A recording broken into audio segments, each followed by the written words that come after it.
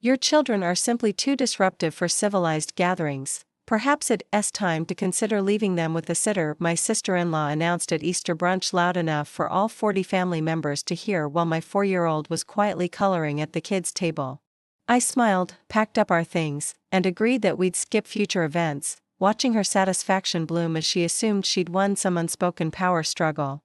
What Caroline didn't realize as family gatherings mysteriously began canceling one by one over the following months was that the disruption she'd just banished wasn't my children. It was the anonymous benefactor who'd been quietly funding every Whitman family event for the past 5 years. The Whitman family gatherings were legendary in our Connecticut town. For generations, meeting monthly at the Fairfield Country Club, complete with catered meals, open bars, and activities for the dozens of cousins, aunts, uncles, and assorted relatives who treated these events like royal summonses. My husband James was the middle child of 5, successful enough as a lawyer but overshadowed by his older brother Richard's hedge fund career and his younger sister Catherine's marriage to old money. Then there was Caroline, Richard's wife, the self-appointed social secretary of the Whitman clan. She'd married into the family 15 years ago and immediately began reshaping it in her image, sophisticated, exclusive, and utterly intolerant of anything that disrupted her vision of WASP perfection. My children, Lily, 4, and Max, 6, were normal kids. They laughed, they played, they occasionally spilled juice or needed a bathroom break during Great Aunt Mildred's lengthy toasts. But to Caroline, they were chaos incarnate, especially compared to her own daughters, who sat like tiny mannequins in their matching Burberry dresses. Children should be seen and not heard, she'd tell me at every gathering, watching my kids with the expression of someone encountering a particularly offensive smell. In my family, we learned proper behavior before we were allowed at adult functions. I'd tried everything, bringing quiet activities, timing meals around naps, even hiring a babysitter to shadow us at events. Nothing satisfied Caroline. If Lily laughed too loud at her cousin's joke, it was disrupting conversation. If Max asked his grandfather about his golf game, it was interrupting adult time. But Easter was the breaking point. Lily had been sitting with the other children, carefully coloring a picture she'd drawn for her grandmother. She hadn't made a sound, hadn't moved from her seat, hadn't done anything but exist in Caroline's peripheral vision. Your children are simply too disruptive for civilized gatherings, Caroline announced, standing at the head table like she was delivering a corporate presentation. The constant noise, the running around, the absolute lack of discipline. Perhaps it's time to consider leaving them with a sitter. For everyone's comfort. The room went silent. 40 pairs of eyes swiveled between Caroline and me. James started to stand, his face flushing with anger, but I touched his arm gently. You know what, Caroline? You're absolutely right. I stood, smoothing my dress. We won't subject you to our children anymore. Come on, kids. Let's go home. Marissa, that's not necessary, James's mother, Ellen, started to protest. No, Ellen, Caroline has made her position clear. And since she's obviously the arbiter of who belongs at family gatherings, we'll respect her wishes. I helped Lily pack her crayons, my hand steady despite my rage. We won't attend any more family events. Caroline's smile was victorious. I think that's best for everyone. I gathered my children, both confused but compliant, and walked out with James. The last thing I heard was Caroline telling someone, finally, we can have proper adult conversations again. In the car, James exploded. We're not really skipping family events. My mother would never. Your mother sat there and said nothing while Caroline humiliated us in front of everyone. But the kids love seeing their cousins. And my grandmother will have to visit us separately. I won't subject our children to being treated like unwelcome guests at their own family's gatherings. What I didn't tell James was that this suited me perfectly. For 5 years, I'd been anonymously funding these elaborate gatherings, and I was tired of watching Caroline take credit for events she couldn't have afforded to throw. It had started innocently. When James and I were newly married, his family's gatherings were potlucks in someone's backyard, chaotic, warm, and genuinely connected. Then the recession hit. Richard's hedge fund took massive losses. Their father's business struggled. One by one, family members tightened belts and gatherings became sporadic. I'd just sold my tech startup for a number that still made me dizzy. James knew about the sale but not the full amount. I downplayed it as comfortable rather than generational wealth. So when the Whitman Family Trust suddenly received an anonymous donation specifically earmarked for family unity gatherings, no one suspected the newest in-law. The donations came quarterly through a maze of LLCs and charitable foundations. 50,000 here for a summer barbecue, 75,000 there for the Christmas gala. The family was told it was from a grateful former business associate of James's late grandfather. Caroline had immediately taken charge of planning, turning simple gatherings into showcases for her taste and social connections. I'd watched for 5 years as she preened over her events, claiming she'd negotiated deals with caterers, secured venues, arranged activities. In reality, she was spending my money while making me feel unwelcome at parties I was secretly hosting. But now? Now she'd given me the perfect excuse to pull the plug. 2 weeks after Easter, I received the first confused call from Ellen. "Marissa, dear, the strangest thing. The country club says our May reservation has been cancelled. Something about non-payment?" "Oh, how odd," I said, watching Max build Legos in our sunny playroom. "I'm sure Caroline will sort it out." "Well, that's just it. She says the family trust account that pays for these things is empty." "Empty? How is that possible?" "We don't know. Richard is looking into it, but in the meantime, we're having to cancel the Mother's Day brunch." I made appropriate sounds of sympathy while drafting an email to my financial manager confirming the cessation of all anonymous donations to the Whitman Family Trust. By June, the cancellations were piling up. The Memorial Day barbecue, the Father's Day golf tournament, the 4th of July celebration, all scrapped. Caroline tried to maintain control by suggesting more intimate gatherings at various homes, but without catered food and hired help, her enthusiasm waned quickly. "It's so strange," James said one evening, scrolling through family group texts. "Mom says they can't figure out what happened to the trust money. It's just gone." "Maybe whoever was donating decided to stop," I suggested, stirring pasta sauce made from tomatoes our children had helped grow in our garden, the kind of simple, chaotic family activity Caroline would have despised. But why now? After all these years? Who knows? Maybe they didn't feel appreciated anymore. The family WhatsApp group became increasingly frantic. Caroline tried to rally everyone to contribute personal funds, but the amounts she suggested were astronomical. $500 per family for a simple barbecue? Cousin Janet texted. "We used to do this in backyards for $50. "If we want to maintain standards," Caroline began. "Your standards," Catherine shot back. "Which apparently none of us can afford." The civil war I'd accidentally started was fascinating to watch. Without the elaborate events to plan, Caroline's role in the family diminished. She tried hosting a few gatherings at her home, but without professional caterers and staff, her perfectionist tendencies made everyone miserable. She actually used a ruler to space the place settings, James reported after attending one dinner without us. And she kept apologizing for having to use her everyday china. It was exhausting. Meanwhile, our home became the refuge for family members who missed the chaos Caroline had banished. Ellen started visiting weekly for Messy Wednesdays, where the kids painted, baked, and played without worrying about noise levels. James's siblings dropped by for impromptu dinners where paper plates were perfectly acceptable and spilled juice was met with laughter, not lectures.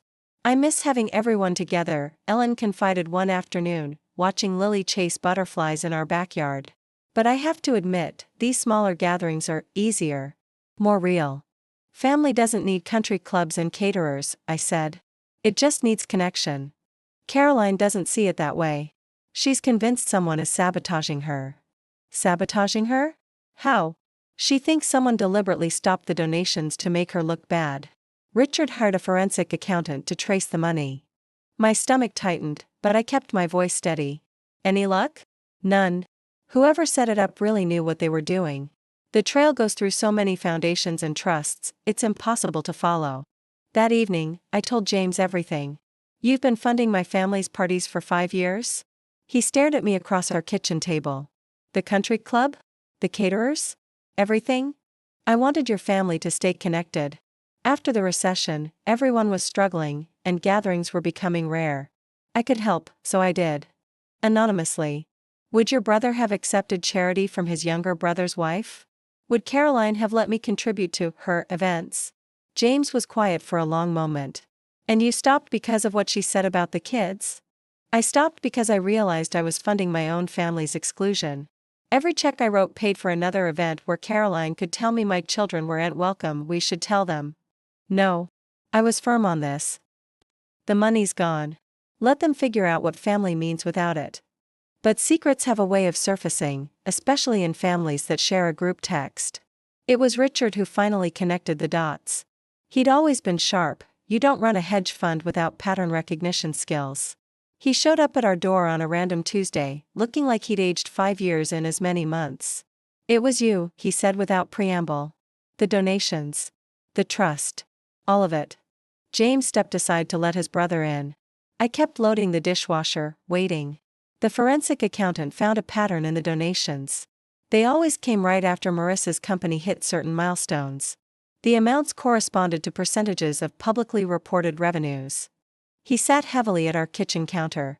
How much did you really sell for? Enough, I said simply.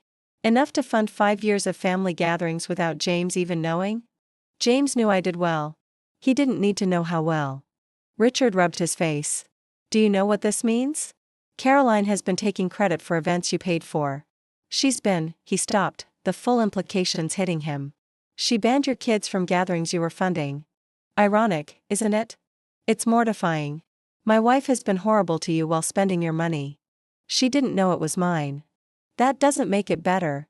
He looked genuinely distressed. Marissa, I'm so sorry. For all of it.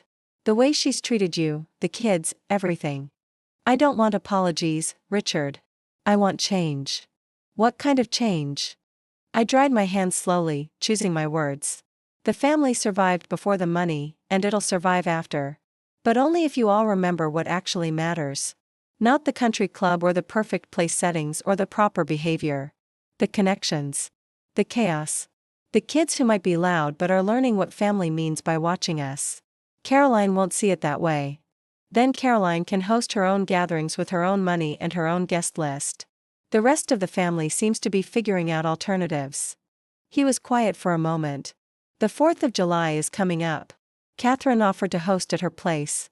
Potluck style. Kids explicitly welcome. Sounds lovely. Would you and James bring Lily and Max? Are you sure? We might disrupt the civilized atmosphere. He flinched at his wife's words thrown back. I hope you do. God knows we could use some real life in this family again. After he left, James wrapped his arms around me. You realize the whole family's going to know by dinner time.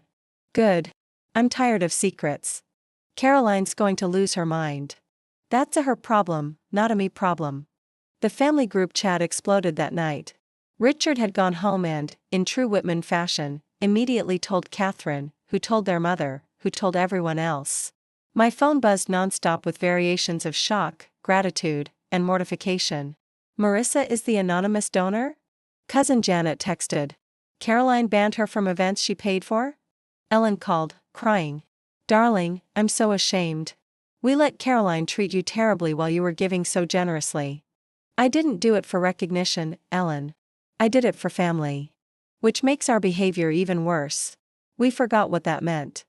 Caroline, notably, went radio silent. Richard reported she'd locked herself in their bedroom, alternating between rage and humiliation.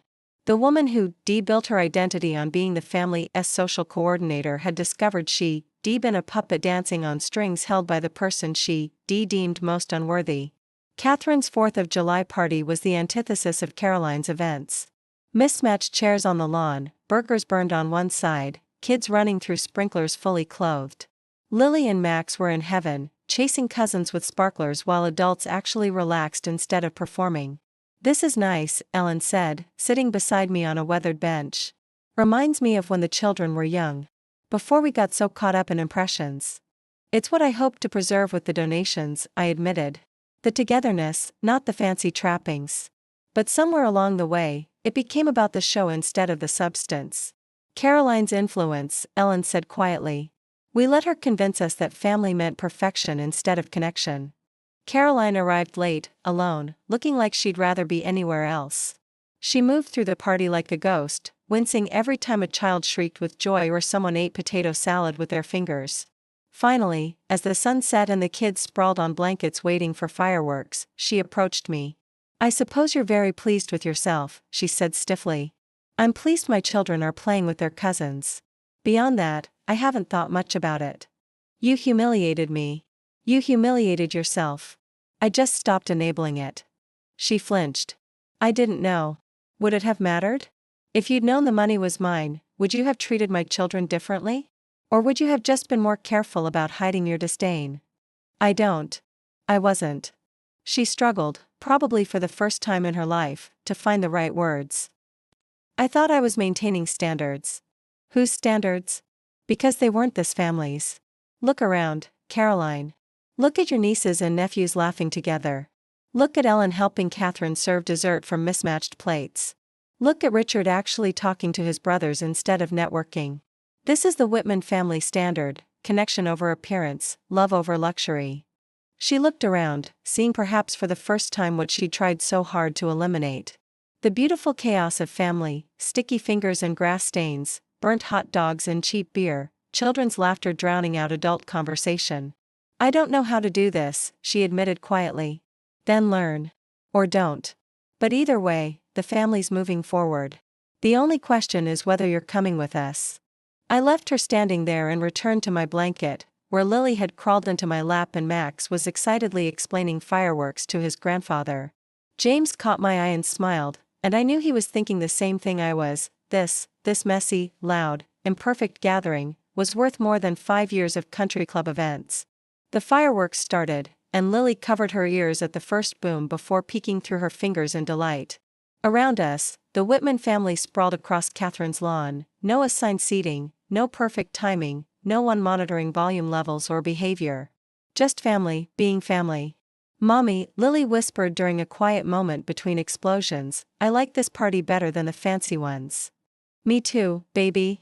Me too. Caroline stayed through the fireworks, sitting stiffly on the edge of the gathering. But I caught her smiling once when her daughter abandoned perfect posture to lie in the grass with her cousins, pointing at the sky with unrestrained joy. Change doesn't happen overnight. Caroline still struggled with casual gatherings, still flinched at spills, still occasionally made comments about proper behavior. But she showed up.